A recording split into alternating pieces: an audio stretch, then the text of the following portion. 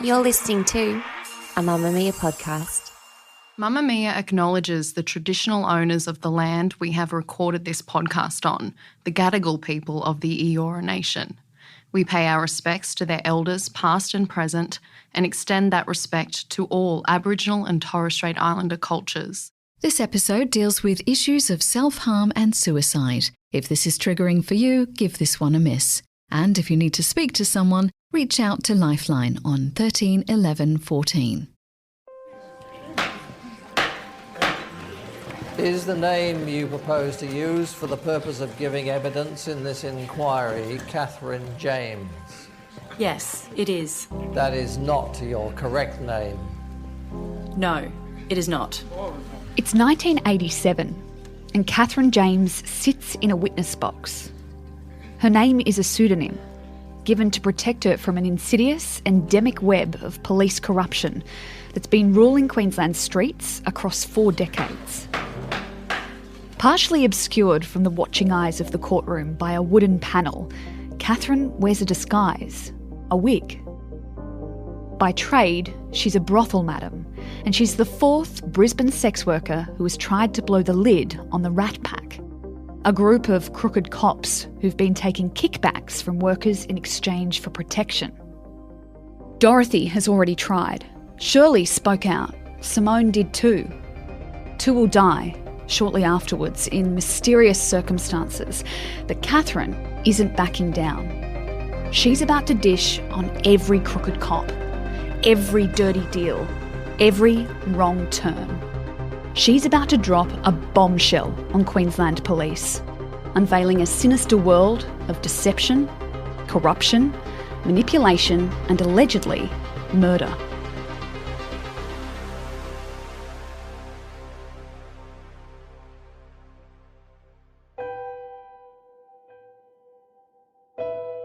I'm Gemma Bath, and this is True Crime Conversations, a Mamamia podcast exploring the world's most notorious crimes by speaking to the people who know the most about them. In today's episode, I'm speaking with prize-winning Australian novelist and journalist Matt Condon. Matt's been investigating the disappearance of sex workers linked to a trio of notoriously corrupt policemen who became known as Queensland's Rat Pack. His findings, which he'll overview for us today, are laid out in full in his podcast Dig, Sirens Are Coming. Matt, tell me about Dorothy Knight. What was she doing with herself in Sydney in the 1960s? Dorothy is one of the most extraordinary characters I've ever met in journalism, and she's 80 now. She's still a great friend. Dorothy was a sort of low-level shyster, if you like. She was passing forged checks in the early to mid-1960s. She was in and out of prison, both in Brisbane and briefly in Melbourne, and then decided she would start a new life up in Queensland, befriended one of the most corrupt officers of not only his day, but any day in Australian criminal history, and that was Glendon Patrick Hallahan. So she settled into Brisbane and began working as a sex worker in the city. Let's paint the picture of Hallahan at the time. Who was he in the Queensland Police Force in the 1960s? Okay, so in the late 1950s, another corrupt officer by the name of Frank Bischoff secured the position of Commissioner of Police. Now, you know, the word is still to this day that he had the goods on a number of politicians and managed to get the big chair, if you like, via that information. But he took 3 young police officers under his wing, and they subsequently became the master's apprentices and became known around town colloquially as the Rat Pack. That was Glendon Patrick Hallahan, who was a detective, very tall, very handsome, according to all reports. Tony Murphy, another powerful figure in the force. And then, of course, Terence Murray Lewis. Now, Lewis would go on himself to become Commissioner of Police from 1976. So you've got this cabal of officers who are willing to do the bidding of their boss, Frank Bischoff, back in that period. Do we know how Bischoff convinced these 3 men to do that, or even sussed out that they'd be willing in the first place? That's an incredibly good question, and it's an incredibly complicated one to answer. How did they come under the spell of Bischoff. A number of explanations have been given down the years, and none are entirely satisfactory. There are always people, especially back then, there was opportunity for corruption infinitely greater than you would have today in a modern force with modern technology, etc., etc. It's almost by osmosis that those who went on the take, if you like, birds of a feather stick together. So there's that possibility. These three men also saw a great future under Frank Bischoff. He would remain commissioner for 11 years until he finally literally lost his mind and was in fact arrested a couple of years after he left the force for shoplifting in Brisbane City, and the Crown decided it wouldn't be in the public interest to have our former commissioner face court on charges of shoplifting. But, he was a very, very powerful and deeply corrupt man. And, once these three young men got in the swim, they were there for good. Do we know if the rest of the force had kind of cottoned onto it around this time, or even the public, or were they kind of doing it really secretly? Well, Brisbane was a small town in the 50s and 60s, and certainly I've spoken to many dozens of retired police officers. You knew it was happening, but you didn't ask questions. If you did, you could find yourself literally being posted to Longreach or Mount Isa or Charleville. If you were straight and not corrupt, you kept your head down, you did your best. But there was certainly a knowledge between those who were on the take and those who weren't, absolutely unequivocally.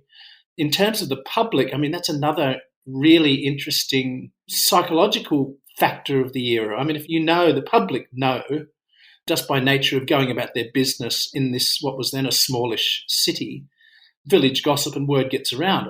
There was a saying back even in the 1960s about the National Hotel, which would become this notorious centre point of a Royal Commission in 1963 in terms of police misconduct at that hotel and whether sex workers were actually working out of the hotel as their sort of business office, if you like.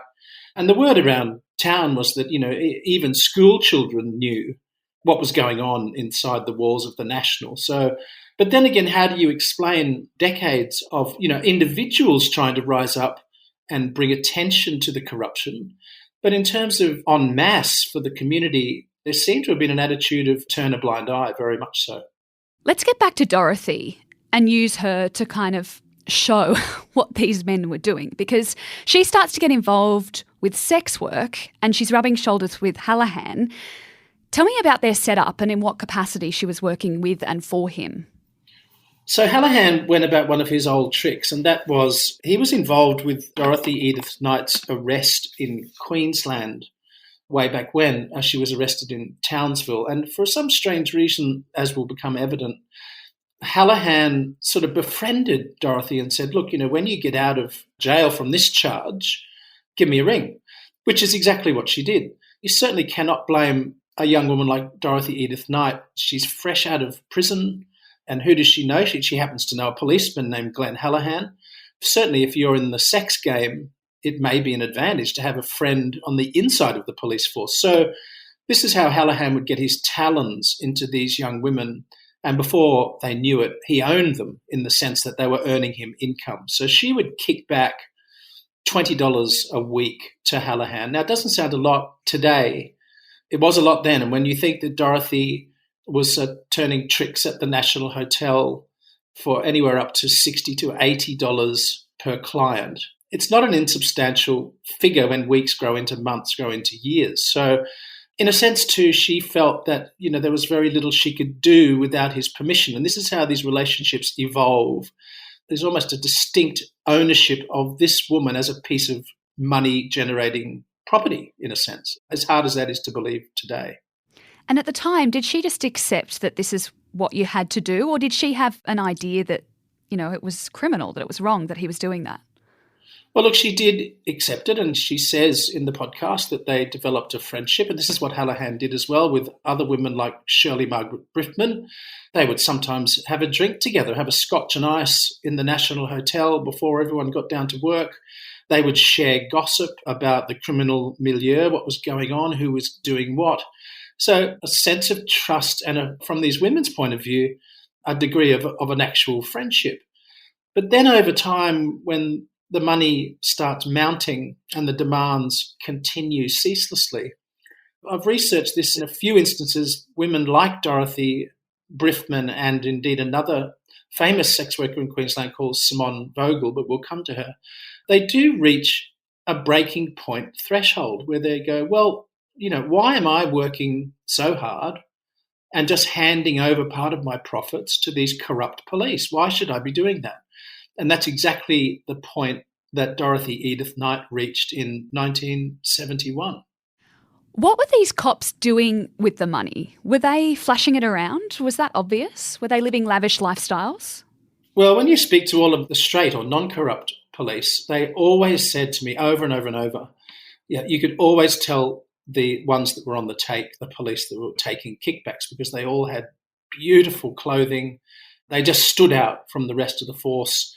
They could afford nice things, cars, holidays. It was patently obvious that they were getting income from another stream other than the Queensland Police Force. You mentioned a bit earlier the Royal Commission into the National Hotel, which was the hotel that Dorothy and some of these other women were working out of. How did that come about? How did there even come to be a Royal Commission in the first place?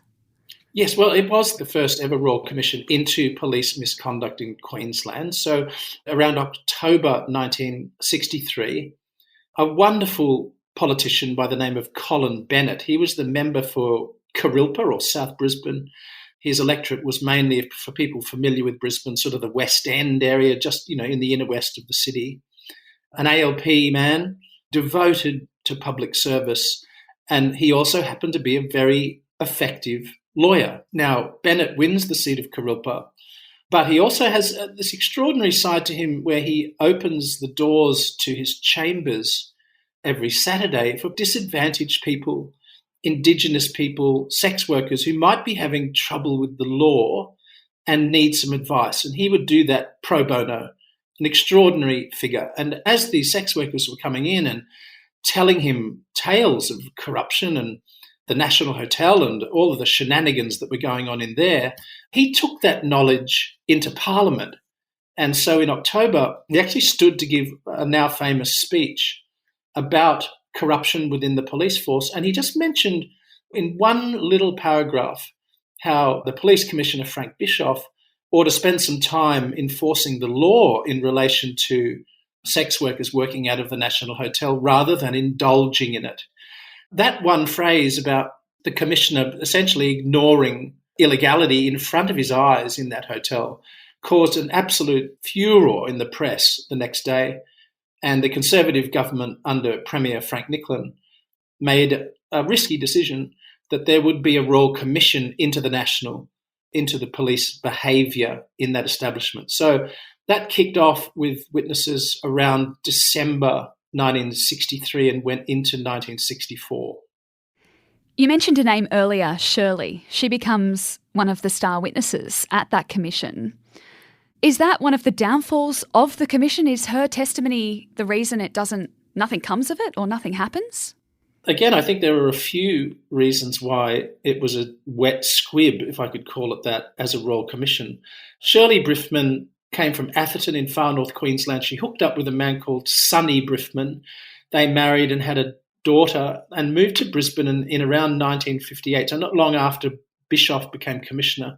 And she started working out of what they used to call a house of ill repute, Kalani's, over in the inner city. She becomes acquainted with the Rat Pack. She develops friendships, particularly with Tony Murphy and Glenn Hallahan, and then begins working out of the National Hotel, along with Dorothy Edith Knight and others. And when the Royal Commission is called, Shirley is the much anticipated star witness. I mean, this is Shirley Briffman. Isn't she a sex worker? She's a sex worker, right?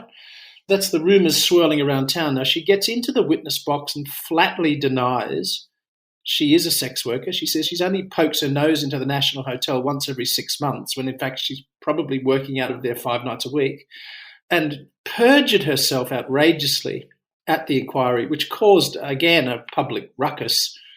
What we learn much later is that, in fact, her evidence to the Royal Commission was totally coached by Murphy and Hallahan, And she was not only given the answers that she was supposed to answer to these questions, she was given the questions themselves as well. So you have a total setup and complete perjury from Shirley Briffman in order to divert attention away from the corrupt police, and it worked a treat.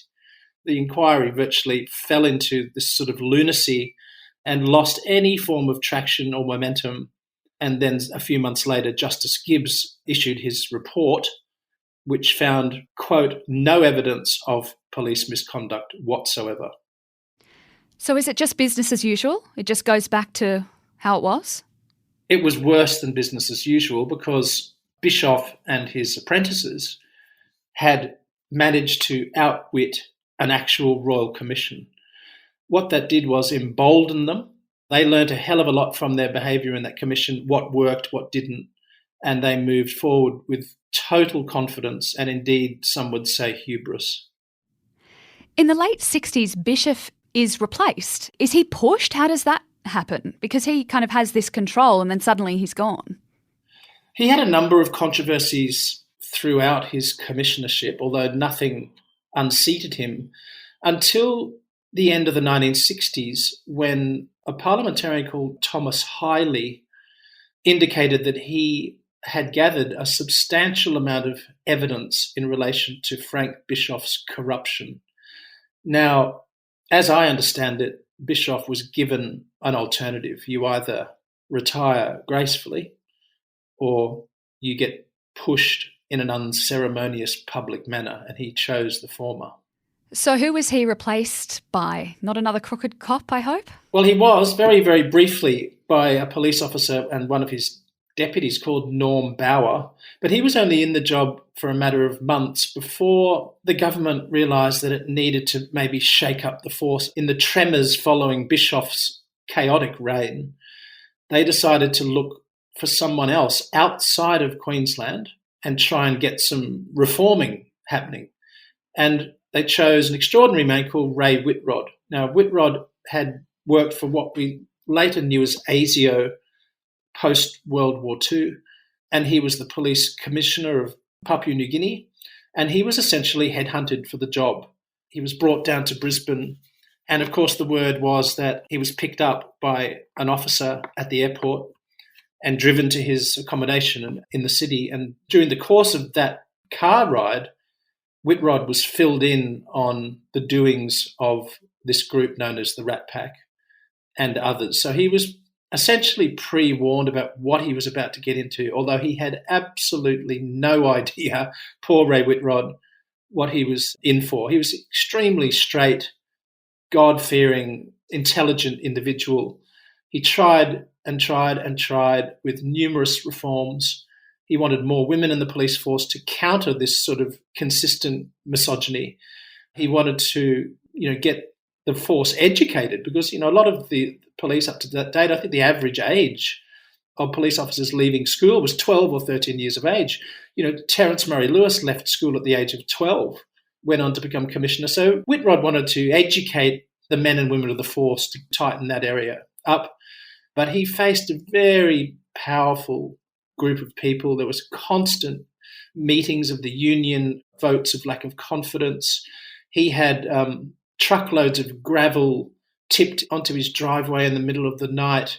He had doctors turning up and ambulances turning up looking for Ray Whitrod, who was someone phoned in and said he was suspected of having a heart attack. There were all these pranks and terrible things that went on to the point where Whitrod actually slept with a gun under his bed. And during this time, you can kind of tell by what was happening to Whitrod, but the Rat Pack was, they were out there firing on all cylinders. Whitrod tried very, very hard to smash this group known as the Rat Pack. So what he did in 1971, and this is where Dorothy, Edith Knight and Shirley Briffman come into it so strongly, Whitrod formed a group called the Crime Intelligence Unit. So this was a hand-picked group of honest men who were to go after specifically the Rat Pack and see if he couldn't break that down and loosen their power. With Murphy was charged with that old perjury from the National Hotel Inquiry in 63, 64. So he was suspended from the force. So there's one down. Dorothy Edith Knight, of course, was involved in an incredibly famous sting operation where she entrapped Hallahan at the end of 1971. So he was charged and taken down. So he had 2 out of 3, but it didn't go to plan, unfortunately.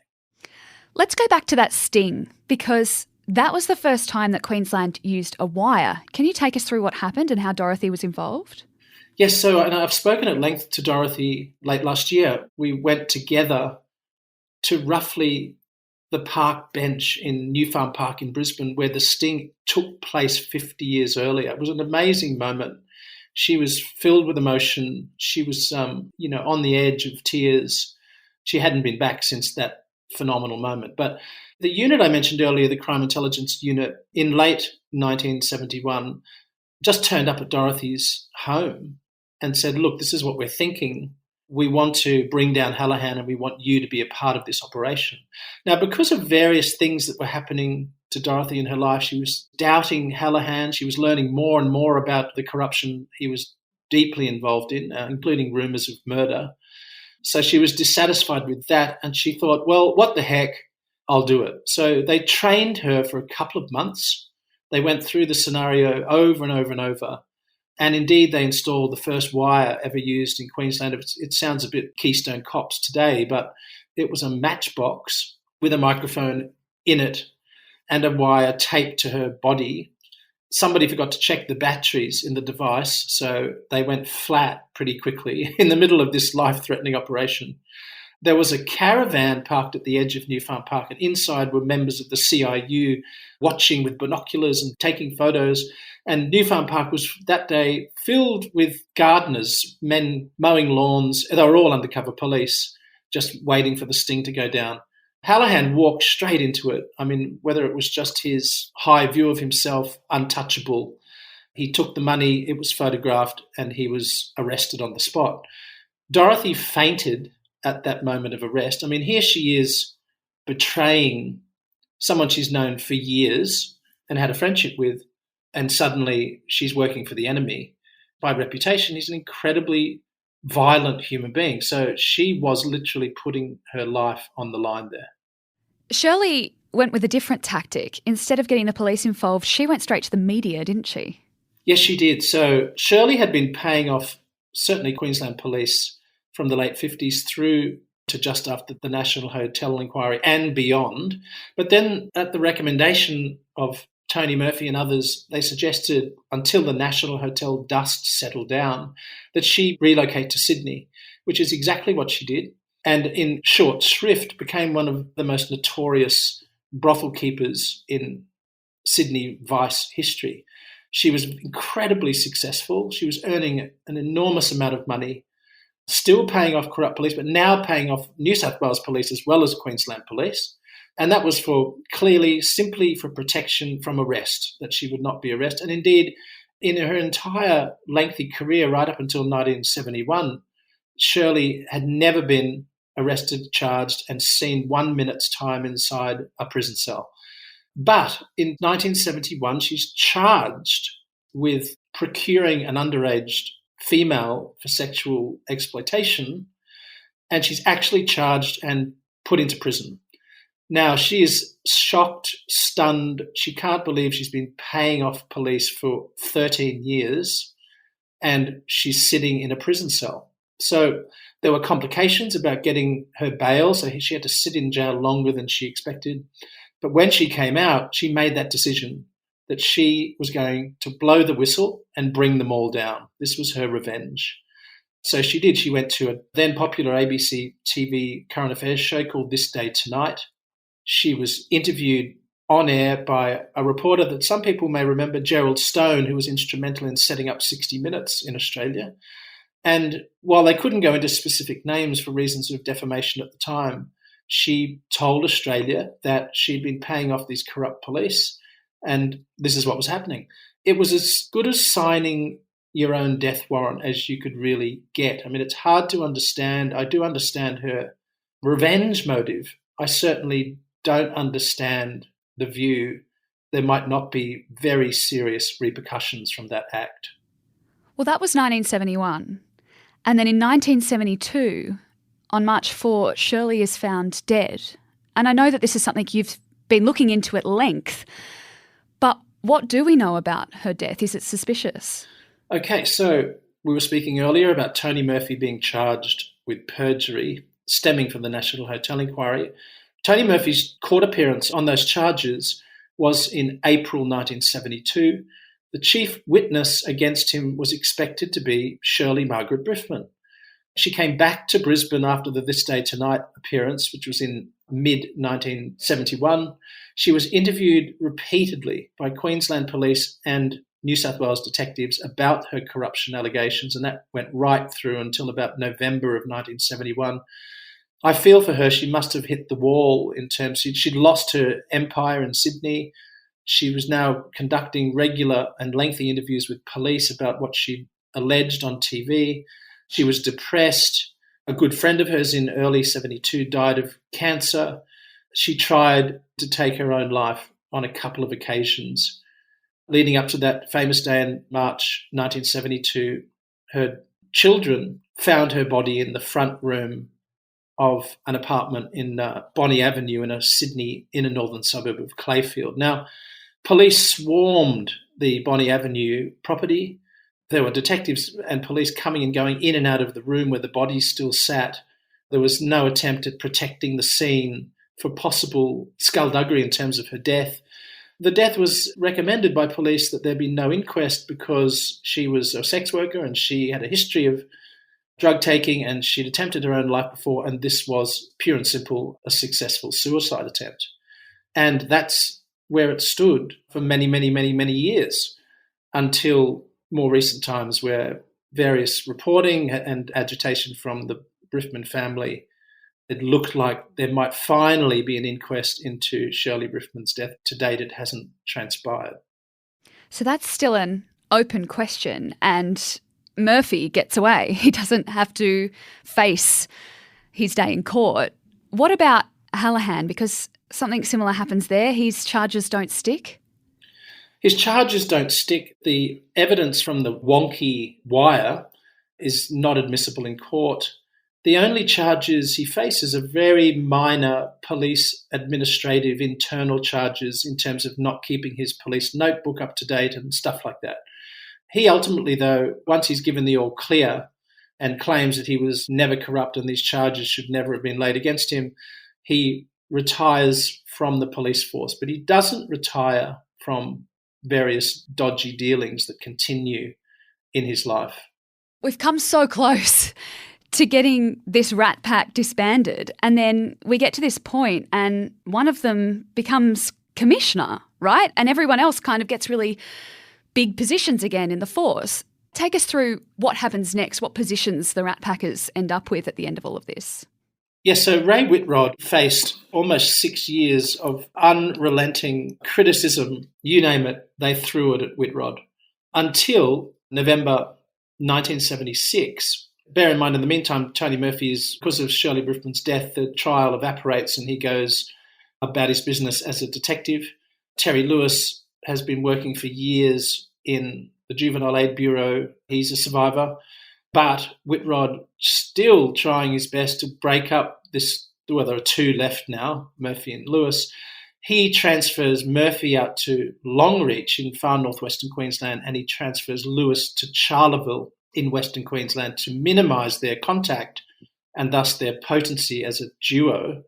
It in fact has the opposite effect. They communicate at will with each other and plot and plan behind Whitrod's back out in these rural regions. But in late 1976, the appointment of a deputy to Whitrod comes up, and as it transpires, Terence Murray Lewis, the junior inspector from Charleville, suddenly gets the green light for the position. And I mean, this is almost unthinkable that Whitrod's been trying for years to emasculate the Rat Pack, and now the government is proposing that they put Lewis directly under him as his deputy. As a result, Whitrod resigns, and there's huge controversy, and Lewis simply shunts up to the big chair and becomes Commissioner of Police under Premier Joh Bjelke-Petersen. I want to introduce Simone Vogel here because, as you call her, she becomes the new queen, the new madam of the 70s. How do the Rat Pack use her to continue their crooked ways? Because now they're back on top. So she came from Sydney. She worked successfully as a sex worker in Sydney and ultimately became the sidekick to a gangster by the name of Joe Borg, who owned and ran innumerable brothels in Sydney in the 60s. Borg himself is killed, blown to pieces in a car bomb outside his home around North Bondi in the late 60s. So Vogel very prudently decides this town's getting a little bit hot for me. I'll try my luck in Queensland. So she comes to Brisbane. And the genius of Simone Vogel was that she was a fantastic business person. So she saw in Brisbane this sort of sad cottage industry of there weren't proper places for sex workers to work. It was like an empty room with a massage table in the middle. With her experience from Sydney, she very astutely began to purchase premises and she started kitting out these amazing boudoirs, if you like. So she turned them into places of not just sex work, but entertainment, put in, bars where clients could come and have a drink. There were saunas, plush carpet on the floors, themed rooms in these establishments. And she very, very quickly revolutionised the sex trade in Brisbane and became very wealthy very quickly on the back of that. But I guess if Simone is being very successful and earning a lot of money, that means a lot more money is being funneled, isn't it, to these cops? So how does she deal with that? Well, she dealt with it the way people like Dorothy, Edith Knight and everyone up and down the chain dealt with it. She, in order to operate, she had to kick back. So, and you're absolutely right. The more money she earned, the bigger the kickback. So she was a very prized target for corrupt police from those early 1970s into the mid-70s. She was paying phenomenal amounts of money. I remember her brother telling me that it was, just bear in mind, this is the 1970s, at some points in excess of $40,000 a month. Now, I remember my parents bought a house in Brisbane in 1972 and it cost $11,000. You're looking at vast amounts of cash. She had several parlours, both in Brisbane and on the Gold Coast. She ran them like an extraordinary business person. She clearly had great skills in that direction. The more she earned, the bigger the scoop off. So by 1976, 77, she was getting very dissatisfied with the arrangement. But Simone doesn't really get a chance to kind of use that dissatisfaction because in 1977, she goes missing. What do we know about what happened? So Simone based herself on the Gold Coast and in September 1977, she drove to Brisbane and she asked some of her employees at two of her establishments that she needed to get together a certain amount of cash because she was having a meeting with an individual. Now, one of the administrative workers at one of these brothels overheard her on the phone saying to this person at the other end of the line, let's meet in the same place that we did last time. So here was a prearranged meeting for that Friday evening, I think around 6 o'clock. Nobody knows who was on the end of the phone. Nobody knows what the meeting was about. But given Simone had gathered, I think, about $6,000 in cash, and she was also wearing a substantial amount of her own personal jewellery at that time, she goes off to the meeting and she has not been seen or heard from since that day. Now, police originally said that they suspected her husband, but there were no charges there, were there? There was nothing that actually happened. No, there wasn't. So I was very fortunate to have been able to, again, befriend and interview at length over the years a wonderful, honest detective by the name of Keith Smith.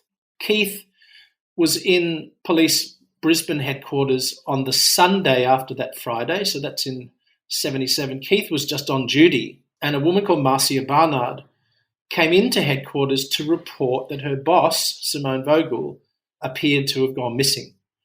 So Keith had the job, and he began a very serious investigation into what happened to this woman.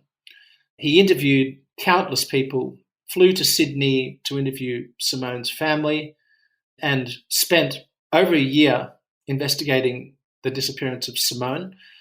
He came to the conclusion that there may have been police involved in the disappearance. And that is police specifically from the licensing branch. And it was the licensing branch corrupt officers that were the ones that collected the kickback money from the sex workers. So Keith Smith ascertained that the police may have been involved, which was an extraordinary allegation to think that, I mean, this woman, they suspected she was murdered very, very soon after she disappeared. It didn't remain a missing persons case for long at all. They believed she was murdered. Keith thought, from his investigations, police may be involved here. He took this report to his senior officers. One of them included Tony Murphy. And Murphy informed Keith and his partner that as investigators, they couldn't see the wood for the trees. That was his comment, that they were looking in the wrong place for the perpetrator and that they needed to focus on Simone Vogel's husband, Stephen Pavich. So that's where all the hullabaloo came. You know, Pavich murdered his own wife. He wanted to control the empire, take the money for himself. He was a hopeless alcoholic, all of these allegations flying around. But it was simply, again, to divert attention from the main game. Again, we see tactics from Murphy that work so well in the National Hotel Inquiry. You blow up a hand grenade over on the left-hand side of the room so that people don't look and see what's really going on the other side of the room. And that's a similar tactic here with Pavich.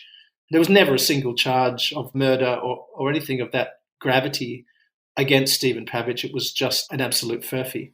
Matt, the next woman we need to talk about is Catherine James. She's the next madam of prominence to take on the Rat Pack, and she was around the 70s and 80s. That's when she was of prominence in Queensland. Was she involved in the same situation as all of the other women that we've been talking about? Look, again, it's very similar in that there is this pattern of behaviour, and these women, they earn the money that makes the entire machine work. They earn these vast fortunes. They kick back to these men who do very little for the rewards, if not nothing, just simply put their hands out. You have this inequity of power. So you've got, in all instances, incredibly intelligent women who are capable of running multi-million-dollar businesses. It just so happens that this is sex work, and I don't think that should ever be prejudiced against them whatsoever. But you've got very smart women having to kick back to a lot of ill-educated, corrupt, and morally bankrupt police officers. You can see the scales simply don't balance. But, in that period and since, sex workers are viewed as, morally spurious. Can't believe a word that comes out of their mouths. They're all liars. So you have Catherine James, again, another extraordinarily intelligent woman who steps into this scene, incredibly capable business person, knows the system inside out, and goes to open her own franchise. Corrupt police take payment for that and then don't allow her to open. They rip her off and they harass her and make her life hell. And she comes to the same conclusion that Shirley did, that Dorothy did, that appears Simone may have done. She's gone, enough is enough. I'm not taking this anymore. So she becomes the very early star witness in the Fitzgerald inquiry into police and political corruption in 1987.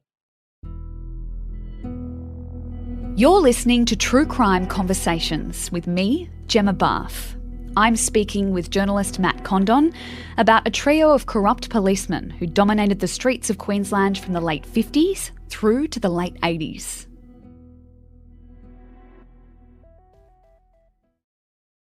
How did the Fitzgerald inquiry come along? Because Catherine, this is such a different situation. We've seen Dorothy, Shirley and Simone all try, and then Catherine gets in this witness box and she just goes for it, doesn't she? How do we even get to this point?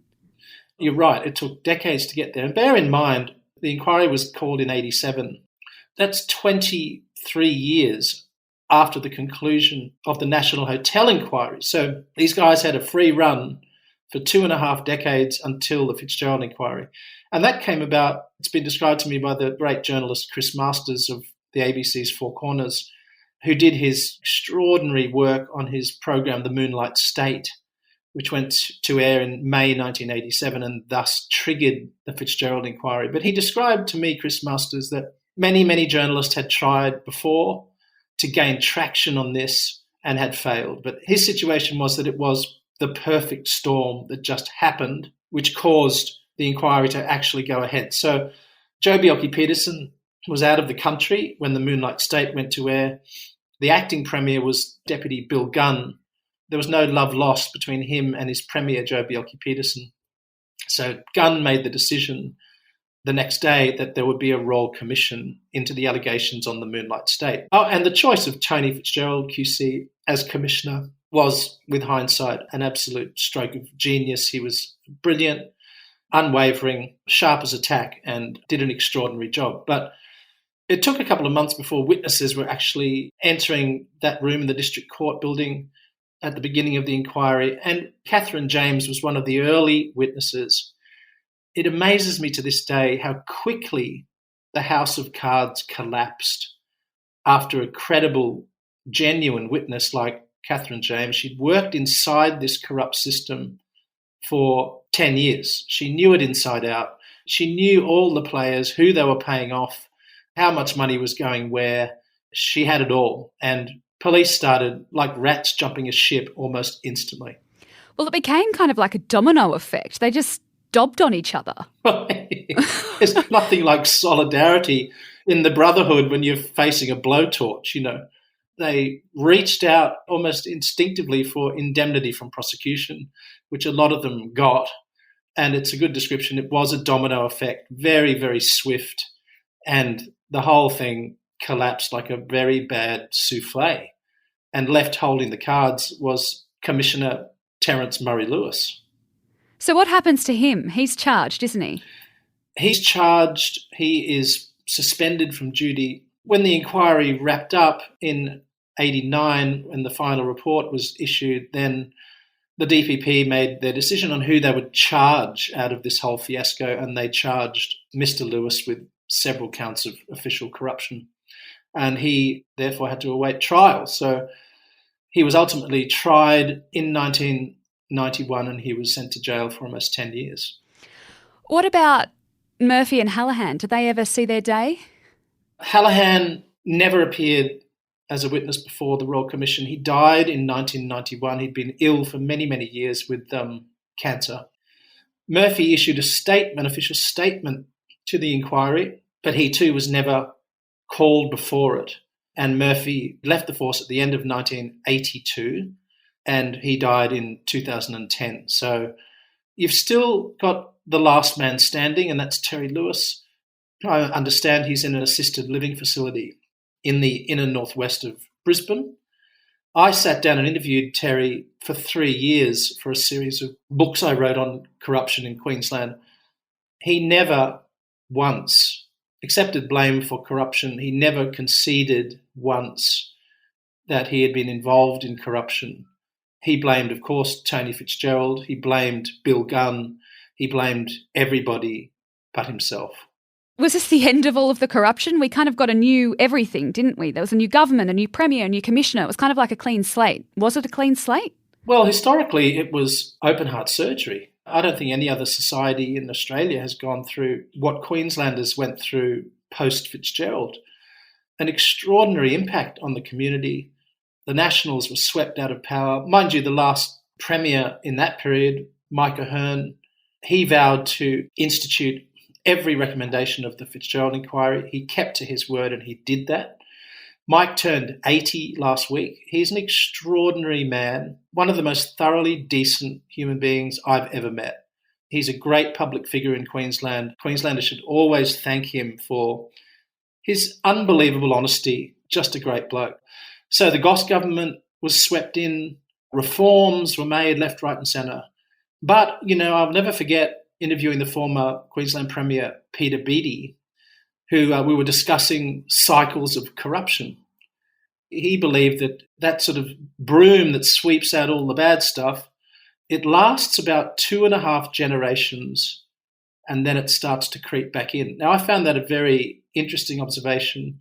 If you count 2.5 generations from the Fitzgerald inquiry, you're getting pretty close to that expiry date that he talks about. So there's a lot of integrity questions at the moment about the Queensland government, mainly driven by a frustrated opposition, but I can't see any wholesale police corruption happening on the level that it did, because what the Rat Pack and what these old guys did was that they developed and worked a system that worked very, very well for them.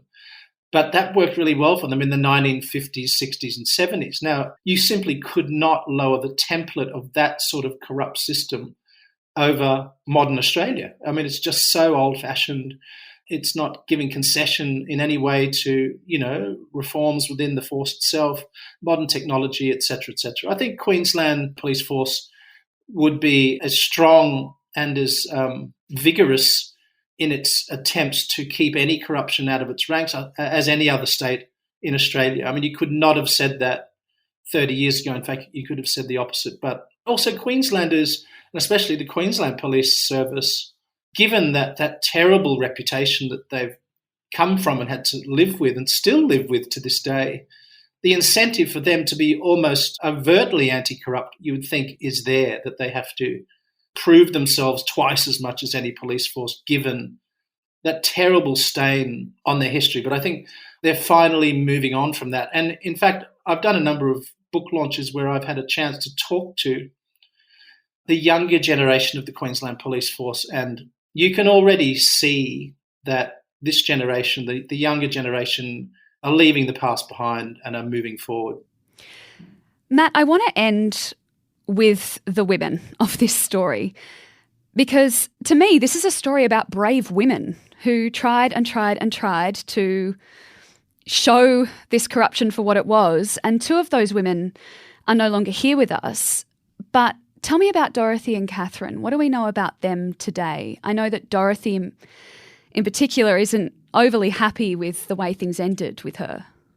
No, Dorothy has had, quite frankly, terrible health issues, some of them stemming from the events of 1971. So that changed her life. She had no idea what she was getting into. She said she wouldn't have done it if she knew how her life would pan out, because she dared to stand up and do the right thing. So Catherine James, a great mate of mine, and another famous Queensland police whistleblower, Nigel Powell, who appeared on the Moonlight State, had enough courage to be one of the only ex-police to actually stand up and say, this is what I saw, this is how corrupt it was. He had a long-standing relationship and friendship with Catherine James when he was a policeman, and beyond that, we can't disclose where she lives because she's still a protected identity. Believe it or not, there are still people who would like to know where Catherine James is.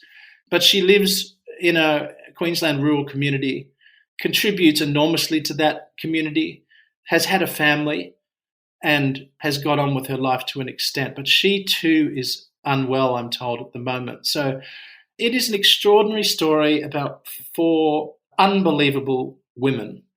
They all have a similar objective, irrespective of how they earn their money or what they've done in that side of their life.